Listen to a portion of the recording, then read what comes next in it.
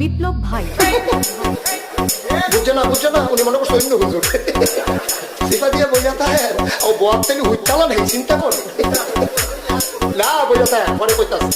আরো কইতে আরো কিছু কথা লইয়া যান যাইবে না যখন দুইটা কথা লইয়া